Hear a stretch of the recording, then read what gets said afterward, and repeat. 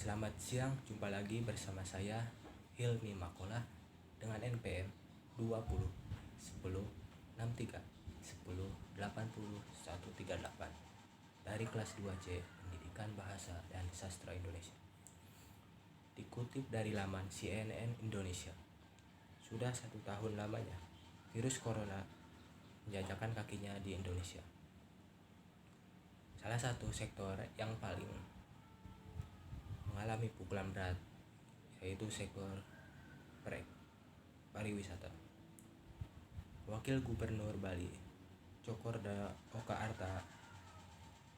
Ardana Sukawati menyebut Bali merupakan provinsi yang mengalami pukulan terberat di sektor pariwisata karena pandemi. Pasalnya, lebih dari 60% dari pendapatan masyarakat Bali berasal dari sektor pariwisata.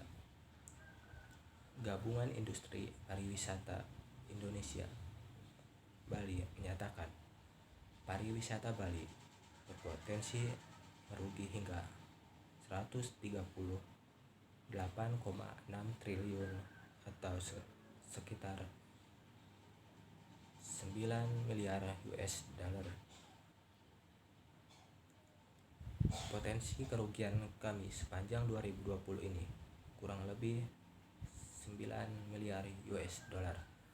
Yang paling besar adalah wisata tirta, ungkap Ketua Umum GIPI Ida Bagus Agung Parta Adnyana pada Jumat 24 Maret tahun lalu. Tak hanya sektor pariwisata, sektor turunannya seperti hotel dan restoran pun menjerit.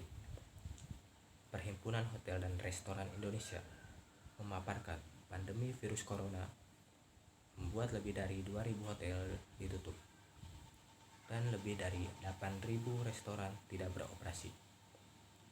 Secara total, pandemi berdampak signifikan pada lebih dari 10.000 perusahaan di sektor pariwisata.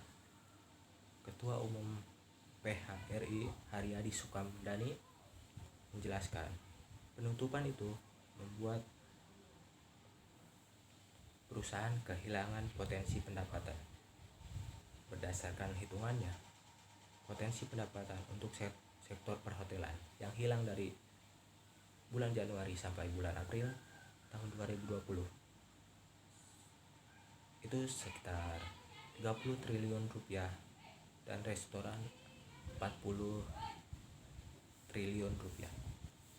Kementerian Pariwisata dan Ekonomi Kreatif sendiri tidak mengeluarkan data soal kerugian yang ditelan pelaku usaha. Namun, Pak Menteri Sandiaga Uno menyebut setidaknya 40 juta pekerjaan di sektor ini harus diselamatkan.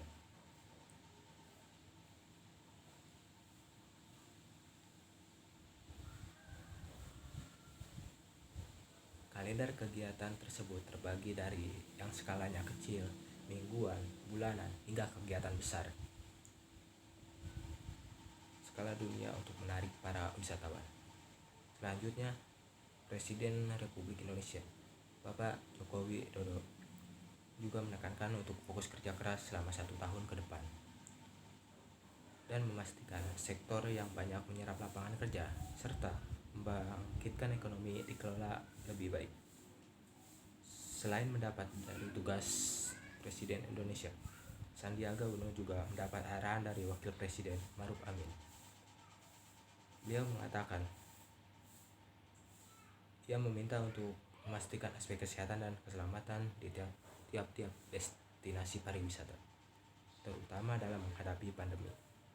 Dengan demikian, wisatawan dapat merasa aman dan nyaman.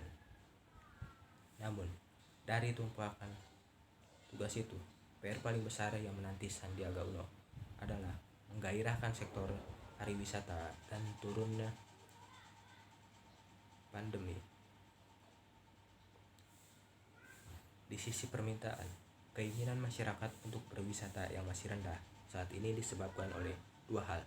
Yang pertama, menurunnya pendapatan masyarakat yang mengakibatkan mereka menunda pengeluaran untuk berwisata. Kedua, masih tingginya kekhawatiran akan pandemi. Dua hal ini menyebabkan tantangan besar bagi siapa saja, sebab hingga saat ini penyelesaian keduanya masih sangat tergantung dari penanganan COVID-19 dan kehadiran vaksin. Mungkin segitu saja pemaparan berita dari saya, kurang lebihnya mohon dimaklumi. Saya atas nama pribadi mengucapkan selamat siang dan terima kasih.